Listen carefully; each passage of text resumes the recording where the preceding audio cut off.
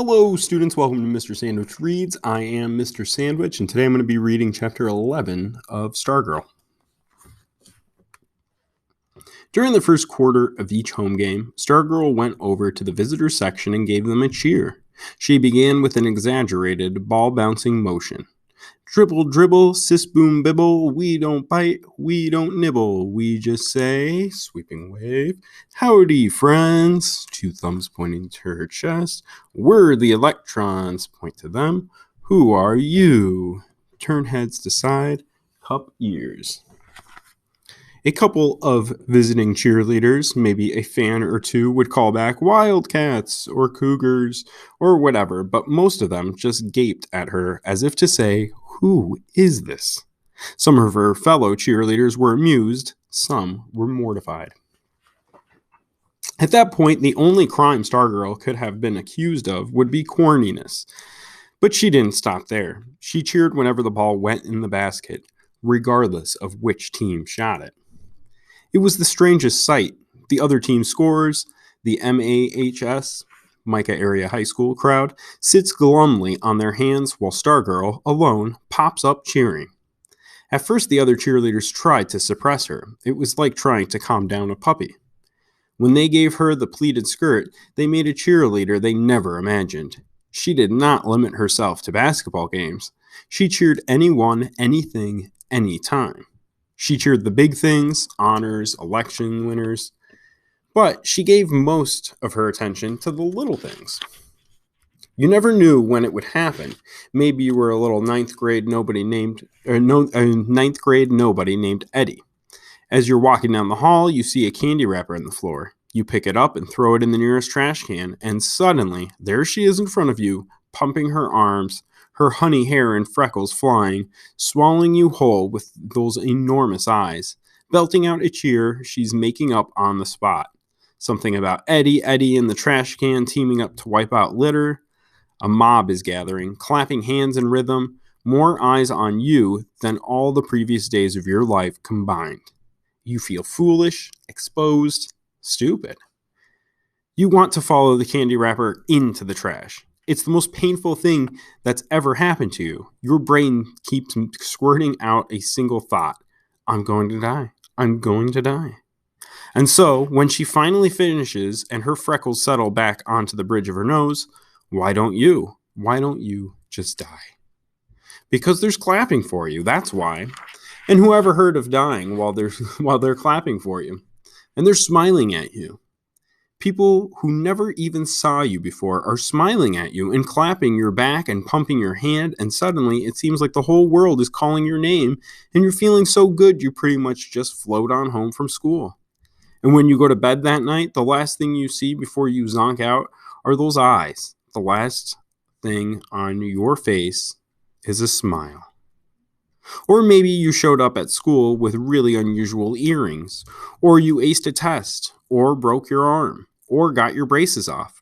Or maybe you weren't even a person. Maybe you were a charcoal drawing on the wall done by an art whiz, or a really neat-looking bug out by the bike rack. We wagged our heads and agreed what a goofy girl this was, maybe even officially crazy.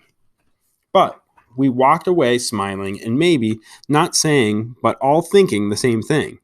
It felt good to get credit. And if this had been any other year, things might have just gone on and on like that. But this was the year something unbelievable was happening on the basketball court. This was the year the team was winning, only winning. And that changed everything.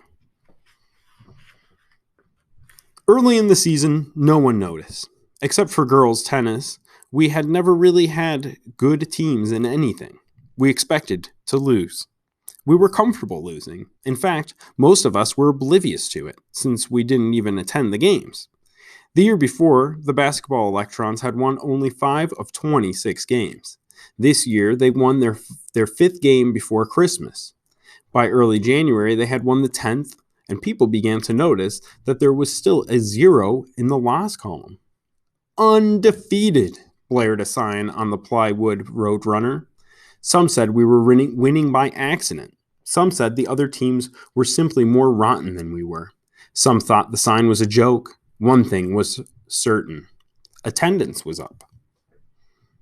By the start of February, the winning streak had reached 16, and there wasn't an empty seat in the gym. But something even more interesting was happening. Suddenly, we were no longer comfortable losing. In fact, we forgot how to lose. The transformation was stunning in its speed. There was no apprenticeship period, no learning curve. No one had to teach us how to be winners. One day we were bored, indifferent, satisfied losers. The next we were rabid fanatics, stomping in the grandstand, painting our faces green and white, doing the wave as if we had been perfecting it for years. We fell in love with our team. When we spoke of it, we used the word we instead of they. The leading scorer, Brent Ardsley, seemed to have a golden glow about him as he moved through the school. The more we loved our team, the more we hated the opposition.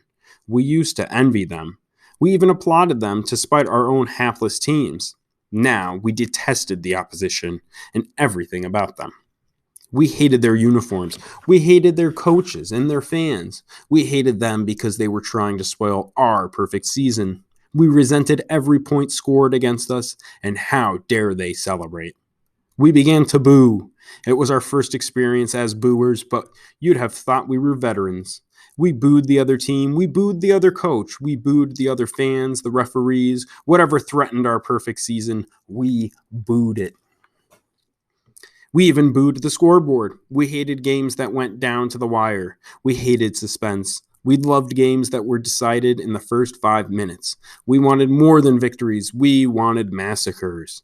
The only score we would have been totally happy with would have been 100-0. And right there in the middle of it all, in the midst of this perfect season mania, was Stargirl, popping up whenever the ball went through the net, no matter which team scored, cheering everything and everybody. It was sometimes in January when calls started flying from the stands, "Sit down!" Then came the boos. She didn't seem to notice. She did not seem to notice. Of all the unusual features of Stargirl, this struck me as the most remarkable. Bad things did not stick to her. Correction, her bad things did not stick to her. Our bad things stuck very much to her. If we were hurt, if we were unhappy, or otherwise victimized by life, she seemed to know about it and to care as soon as we did. But bad things falling on her, unkind words, nasty stares, foot blisters, she seemed unaware of. I never saw her look in a mirror, never heard her complain. All of her feelings, all of her attentions flowed outward. She had no ego. Ego is the part of the mind that focuses on you and you alone.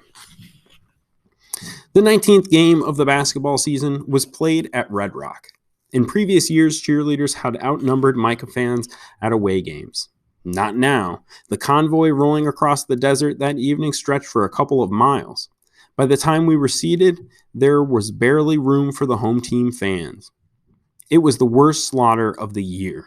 Red Rock was helpless. By the start of the fourth quarter, we were ahead, 78-29. The coach put in the subs. We booed. We smelled 100 points. We wanted blood. The coach put the starters back in. As we howled and thundered in the stands, Stargirl got up and walked from the gym. Those of us who noticed assumed she was going to the restroom. I kept glancing toward the exit. She never returned. With 5 seconds left in the game, the Electrons scored the 100th point. We went nuts. Stargirl had been outside the whole time chatting with the bus driver. The other cheerleaders asked her why she left. She said she felt sorry for the Red Rock players. She felt her cheering was only making the massacre worse. Such games were no fun, she said. Your job isn't to have fun, they told her. Your job is to cheer for Micah High no matter what. She just stared at them. The team and the cheerleaders rode the same bus. When the players came out from the locker room, the cheerleaders told them what had happened. They devised a trick. They told Stargirl that someone had forgotten something in the gym and would she please go get it. With Stargirl gone, they told the bus driver everyone was aboard and the bus made the 2-hour return trip without her. A Red Rock custodian drove her home that night. Next day in school, the cheerleaders told her it was all a big misunderstanding and acted as if they were sorry. She believed them. The next day was February 13th, the hot seat. Okay. So now Leo and Kevin are going to have their interview on the hot seat. We've seen a spike in popularity during the football season with Stargirl cheerleading. But then here we see her cheerleaders, her fellow cheerleaders, kind of turn on her for being not really competitive. I think in this chapter we have to look at the theme of are human beings naturally competitive? If not, where does that come from? What's that? Where's that group mentality come from? He says a couple of times they wanted blood. They couldn't win too much. So having gone from losers, they are now all of a sudden used to winning. And as Stargirl's just enthusiastic, cheering on anyone who's doing well, who hits a basket, they don't seem to want any part of that. They want clearly Micah all the way to win. And so Stargirl, if anything, she's made the mistake of being too supportive to too many people. We'll see how that plays out, and we'll see how it plays out on the hot seat. Keep following along. That was chapter 11 of Jerry Spinelli's Stargirl. This is Mr. Sandwich Reads. Take it easy, students. Peace.